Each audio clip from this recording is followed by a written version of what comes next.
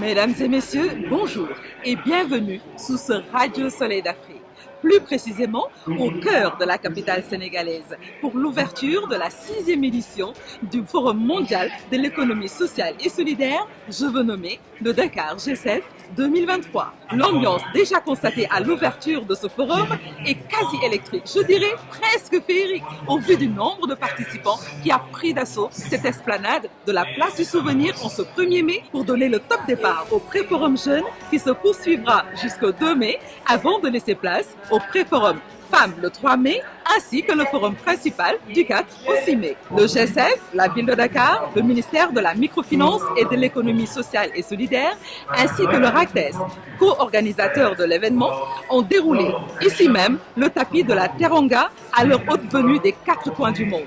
Tout au long de ces 6 jours d'échange sur l'économie sociale et solidaire, nous vous proposerons une immersion en plein cœur des événements au travers de ce mini-mag que j'aurai l'honneur de vous présenter quotidiennement et que nous intitulons Les échos du Forum mondial Dakar G7 2023. Retrouvons-nous juste après le générique.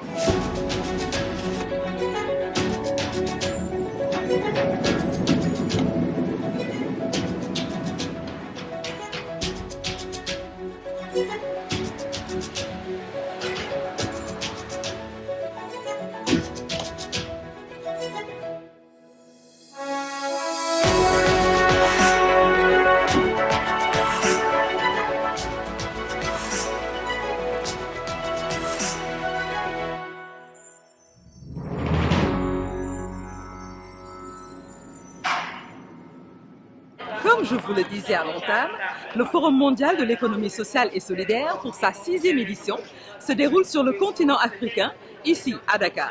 Thème de cette édition, la transition des économies informelles vers des économies territoriales, collectives et durables. Thème de cette édition, la transition des économies informelles vers des économies territoriales, collectives et durables, ce qui reste une solution viable pour corriger les inégalités et atteindre les objectifs économiques, sociaux et environnementaux.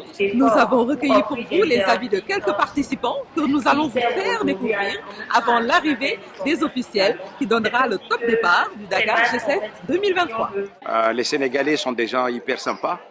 Et nous sommes très heureux parce que nous venons de très loin d'une petite île qui s'appelle Mayotte. Très très loin, on a fait au moins 11 heures, 12 heures de vol pour être ici. Et quand on voit tout ce monde, l'enthousiasme de la jeunesse ici, on est très heureux et que nous sommes venus ici pour apprendre.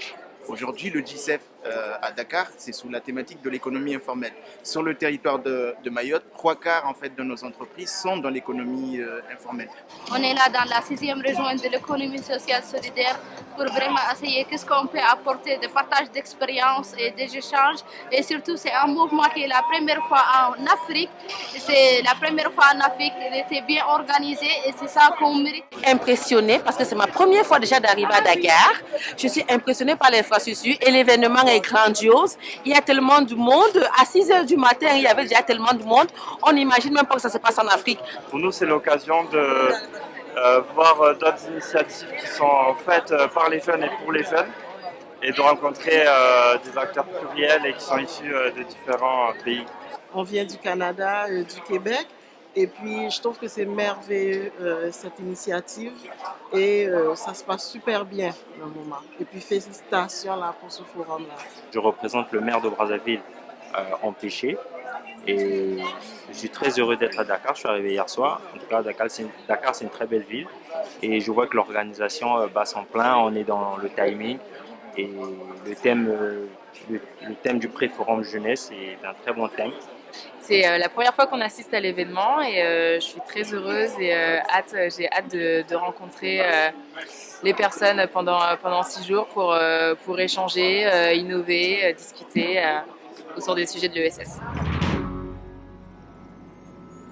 Merci à ces participants qui visiblement sont heureux d'être ici.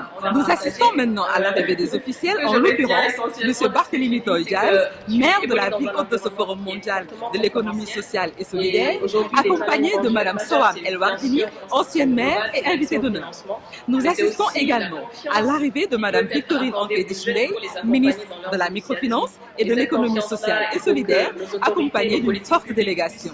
La cérémonie d'ouverture de ce pré-forum jeune, comme vous pouvez le constater sur ces images, a refusé du monde et a noté l'allocution tout d'abord de M. Sobel Aziz Ngom, directeur exécutif du consortium Jeunesse Sénégal, ensuite de M. Barthélémy Toye Dias, maire de la ville de Dakar, et enfin de Mme Victorine Ankédichné, ministre de la microfinance et de l'économie sociale et solidaire. La cérémonie s'est poursuivie par une visite des officiels au village des ODD, les objectifs de développement durable. S'en suivi des séances sur scène présentées par plusieurs speakers. Il est à rappeler que ce pré-forum jeune se poursuivra jusqu'au 2 mai et restera centré sur le rôle essentiel de la jeunesse dans l'économie sociale et solidaire. Voici donc, mesdames, messieurs, en résumé, ce que l'on peut retenir de cette journée d'ouverture du Forum mondial de l'économie sociale et solidaire qui a été riche en participation. Ce qui, de mon point de vue, augure des lendemains d'espoir en ce qui concerne les problématiques liées à l'économie sociale et solidaire. Je vous retrouve dès demain pour un nouveau numéro de votre mini-mag afin de vous faire toujours parvenir les échos de ce Forum mondial de l'économie sociale et solidaire.